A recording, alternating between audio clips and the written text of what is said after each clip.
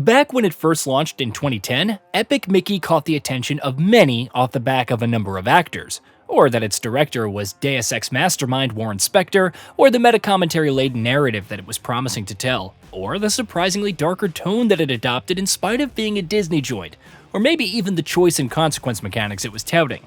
However, the game itself failed to deliver on its many promises, and after a notoriously difficult development cycle, it ended up dividing opinion upon its actual release. Now, Disney's unique platformer is back with an enhanced and expanded remaster dubbed Disney's Epic Mickey Rebrushed, bringing the game forward into the modern era with a number of improvements and coats of polish applied. In many ways, those improvements work out great, allowing the game's core strengths to shine brighter than they could in the flawed original release. At the same time, however, other deficiencies remain, some of which are a big part of the larger experience, making for a game that is a decidedly better version of this unique platformer, but perhaps still not one that's able to do full justice to its fascinating vision. Epic Mickey's story kicks off with the titular mouse finding himself in Yen Sid's workshop one day, where he unwittingly causes a world created by the wizard to descend into utter chaos. A not insignificant time jump later, Mickey's pulled into that world, now known as the Wasteland, where it now falls to him to deal with the fallout of his actions. Narratively, what makes Epic Mickey stand out, at least on paper, is how it ropes in lesser-known parts of Disney history that have been all but forgotten by everyone, with the Wasteland acting as a world where such characters can continue to exist peacefully. The primary villain, for instance, is Oswald, a mouse that was once Disney's mascot before Mickey was created to replace him, who now harbors a bitter and deep-seated resentment for his successor. That self-referential meta-commentary is certainly one of the more interesting aspects of Epic Mickey from a narrative and conceptual standpoint, but the game does let itself down in that area in other ways. One of its more obvious flaws is the lack of voice acting. The game's animated cutscenes look charming for the most part, but when you see characters engaging in awkward, silent exchanges, while subtitles on the bottom of the screen do the heavy lifting, it's hard not to feel disappointed in this remaster in particular, given how perfect of an opportunity it chooses to pass up on in terms of adding in voiceovers. Another disappointing aspect of Epic Mickey's narrative vision is how it executes its choice and consequence mechanics. The prospect of a platformer where your actions throughout the experience impact the story is certainly an intriguing one, especially given the fact that this is a Disney story with Disney characters, including the Disney character. But in Epic Mickey, things end up being too binary. Mickey's armed with a magical paintbrush, which he can either use thinner to erase things out of existence, or with paint to paint them into existence.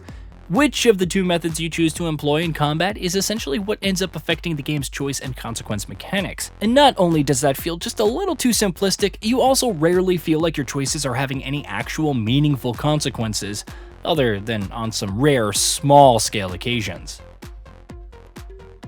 Thankfully, it's with the actual moment-to-moment gameplay that Epic Mickey Rebrushed has seen the biggest improvements, chief among them being its new controls and camera. The original game was, of course, a Wii exclusive, which meant bizarre and clunky controls necessitated by the Wiimote and nunchuck combination. With Rebrushed, however, the game just adopts a standard dual-stick control scheme and camera method, which improves the experience significantly. Movement and even the simplest actions were often incredibly frustrating in the original game, but that's no longer the case in the remaster. That means Epic Mickey's design and mechanical strengths are able to shine much brighter. The game's core hook of being able to paint things in and out of existence is one that very rarely feels like it's losing its charm. From manipulating environments to finding hidden alcoves and secret paths to using your magical paintbrush to solve inventive puzzles, Epic Mickey keeps finding ways to leverage its central gameplay hooks.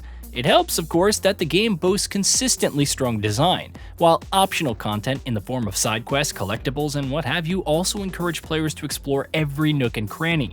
I will say that the movement felt a bit too floaty for my taste at times. However, if you're looking for a platformer where precise and immediate movement is emphasized above all else, Epic Mickey will leave you frustrated. Then again, a handful of other, smaller improvements combine to uplift the experience in other ways. For instance, you now have the ability to sprint by clicking in the left analog stick, which makes exploration feel like much less of a slog than it so often could in the original game. There's also a new dash move, as well as a new ground pound attack, while the 2D side-scrolling projector levels of the original have also been significantly fleshed out, feeling much more like standalone levels themselves, complete with more things to interact with, more collectibles to find, and what have you. Visually too, Epic Mickey Rebrushed is a solid upgrade. The game touts new art and assets, but somehow still manages to retain the original game's strong aesthetic. The result is a version of Epic Mickey that looks like your memory of the original game, but is actually a significant upgrade in more ways than one. From the level of detail that has been added to the increase in fidelity, to the improved animations and performance, Epic Mickey Rebrushed doesn't skimp on technical and visual upgrades. Ultimately, it's fair to say that this is the closest this game has come to fulfilling Warren Spector's bizarre yet fascinating promise of a dark and twisted 3D Mickey Mouse platformer, though it still doesn't quite fully do what it should with that premise.